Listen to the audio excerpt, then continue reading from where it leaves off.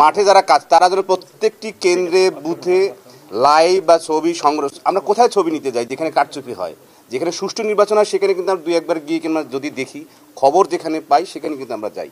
সেই যাওয়ার জন্য প্রতিবন্ধকতা এই সংস্কার কমিশন সরকারের কাছে যেন সেটি তুলে ধরে এবং সেটি কার্যকর করতে পারে। আর যদি কার্যকর না হয় তাহলে কিন্তু এই সংস্কার কমিটির যে কাজ সেটি কিন্তু আসলে সফল হবে। এরকমভাবে যে বাংলাদেশে আর কখনোই যেন বিনা প্রতিদ্বন্দ্বিতায় কোনো মানুষ কোনো পর্যায়ে, সেটা এমপি ইলেকশন হোক অথবা স্থানীয় নির্বাচন হোক, কোথাও যেন নির্বাচিত হতে না পারে।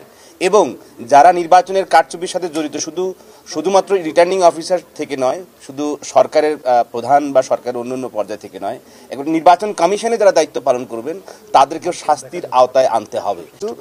রাষ্ট্রপতি হতে পারে 35 বছরে, কিন্তু নির্বাচন কমিশন যদি হতে চায় তার 50 বছরের উপরে লাগবে। এবং এমনভাবে সেটি করা যেটি এখানে যারা এই সাংবাদিকতা করছেন অথবা আমরা যারা আলোচনা করছি, এখানে নির্বাচন বিশেষজ্ঞ যারা আছেন তাদের কিন্তু সুযোগ নেই, কারণ আমরা কেউই কিন্তু সাবেক আমলাও না, সাবেক সেনা কর্মকর্তাও না।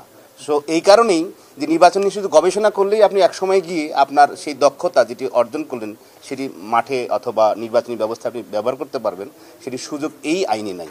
সেই আইনটি পরিবর্তনের দাবি আমরা তুলেছি। এবং যারা এই তিনটি নির্বাচন বিশেষ করে 2014, 18 এবং 24 সালে করেছে, এই তিনটি নির্বাচনের সাথে যারা সংশ্লিষ্ট এই কারচুপি, অনিয়ম এবং ভুয়া নির্বাচনের সাথে, তাদেরকে শাস্তির আওতায় আনতে হবে, শুধু পদত্যাগ করে গেলেই চলবে না।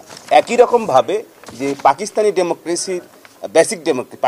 বেসিক ডেমোক্রেসির আদলে বাংলাদেশে যে আইয়ুব খানের সেটি পাকিস্তান বিরোধী কথা বলে এখন বাংলাদেশে যে জেলা পরিষদ নির্বাচন যেটি চালু করা হয়েছে সেটি বাতিল করে দেওয়া, পুরনো আইনে পুরনো ফরম্যাটে, অর্থাৎ সেই সাবেক একজন সেনা কর্মকর্তা, সাবেক আমলা, এসবের পরিবর্তন করে কিভাবে করে আসলে অনেকেই যোগ্য মানুষ আছেন তাদের মধ্য থেকে সেটাকে ওনাদেরকে নেয়া।